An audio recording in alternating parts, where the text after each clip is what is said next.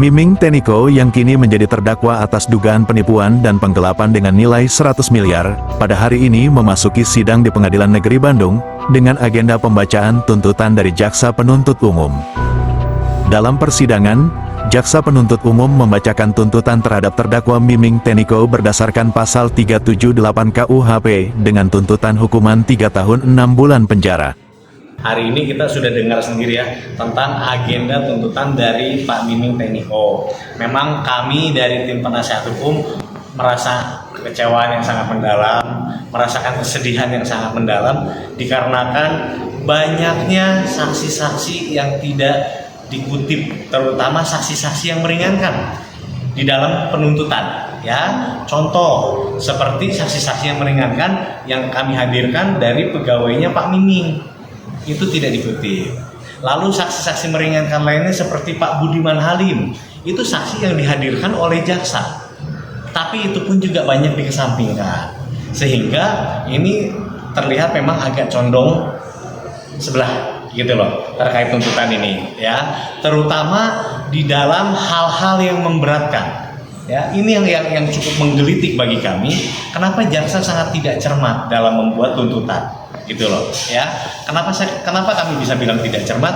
Jelas-jelas Pak Miming ini tidak pernah dipidana atau tidak pernah dihukum, karena atas putusan-putusan yang terdahulu Pak Miming ini sudah onslah gitu loh, sudah lepas. Artinya tidak ada dalam predikat dirinya melekat seorang narapidana atau pernah dihukum gitu ya. Bukan, bahkan tidak pernah, karena putusannya inkrahnya onslah semua gitu loh, lepas semua. Artinya memang putusannya tidak pernah ada melekat sebagai narapidana ataupun pernah dihukum. Sementara di dalam tuntutan jaksa yang memberatkan itu adalah klien kami dinyatakan pernah dihukum. Ini yang menurut kami tidak cermat begitu ya. Ada tambahan sedikit. Jadi ini pembelajaran buat masyarakat ya, tentang kenapa orang bisa dikatakan pernah dipidana atau tidak pernah dipidana. Kita lihat bahwa dalam putusan onslah Van Revelvooghin dikatakan yang bersangkutan ini harus dikembalikan seluruh harkat martabat kemanusiaannya. Artinya dia tidak pernah dipidana. Kalau mantan narapidana adalah orang itu setelah diputus pidana, masa pidananya selesai. Misalnya diputus 2 tahun, dia sudah menjalankan 2 tahun selesai. Kalau beliau terdakwa ini, klien kami ini adalah yang diputus di dalam peninjauan kembali sebagai onslah Van Revelvooghin. Nah, sedikit lagi di sisi lain bahwa kita selain memperjuangkan pokok materi dari perkara ini tentang bagaimana terdakwa kita tidak bersalah di dalam perkara ini, ada satu lagi yang kita sangat khawatirkan dan sangat sedihkan, seperti yang teman-teman liput di 2-3 minggu terakhir, beliau ini dipaksakan untuk dimasukkan ke penahanan, di mana alasan penahanannya jelas di dalam permohonan kejaksaan bahwa untuk efektivitas persidangan, di mana bisa kita lihat dalam 4 kali persidangan, 2 kali persidangan yang bersangkutan tidak ditahan, beliau datang pukul 9 teng untuk siap sidang. 2 kali dia ditahan, dia dihadirkan tidak pernah lebih cepat dari pukul 10:30. Sehingga ini yang membuat persidangan ngaret, panjang, sampai hari ini sangat siang sekali mulainya. Jadi di mana efektivitas persidangan yang dimohonkan oleh kejaksaan? Kita berharap hakim dalam penetapan ini tidak bersikap seperti Labose de la Loi, cowok undang-undang yang hanya mengatakan bahwa undang-undang dia berhak untuk menahan, dipaksakan ditahan tanpa ada kepentingannya. Tidak ada kepentingannya, kecuali memang terbukti kita mau, klien kita ini, terdakwa kita ini yang mau melarikan diri apa segala macam, menghilangkan alat bukti. Apa kepentingannya untuk ditahan? Jangan sampai hakim juga jadi makhluk tidak berjiwa, antrian enemies, dengan memaksakan kerasnya undang-undang kepada masyarakat, kepada manusia. Terkait tadi izin, kami pertanyakan juga tentang yang pertama adalah alasan ditolaknya permohonan penangguhan penahanan atas klien kami.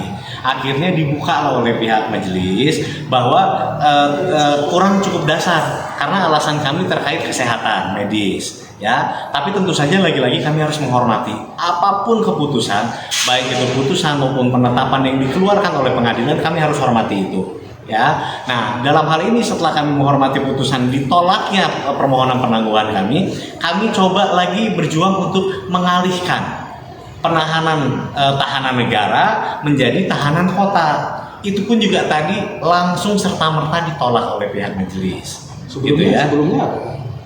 Upaya yang Sebelum penangguhan Kita bergradasi dari permohonan tidak ditahan, permohonan penangguhan penahanan, sampai terakhir permohonan pengalihan jenis tahanan. gitu. Nah, sampai itu pun juga masih tidak dikabulkan. Akhirnya kami minta kebijaksanaan karena pertanggal 5 Mei 2025 kemarin klien kami itu diperiksa secara medis ya dengan oleh dokter Tika Kartika namanya. Ya, diperiksa secara medis, secara lab.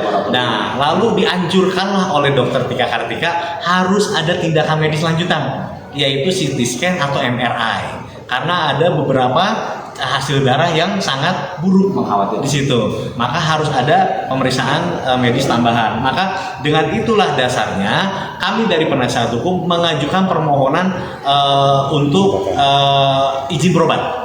Gitu loh, selama 2 hari dari tanggal 7 sampai tanggal 9. Nah, inilah yang sedang dipertimbangkan oleh pihak majelis. Harapan kami majelis tolonglah punya rasa kemanusiaan, tolonglah punya kebijaksanaan ya.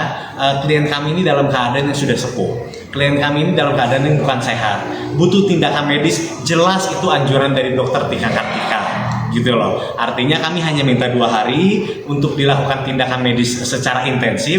Jika sebelum 2 hari sudah selesai, kami akan dengan Kami yang mengantar gitu loh, akan mengembalikan lagi ke rumah tahanan begitu.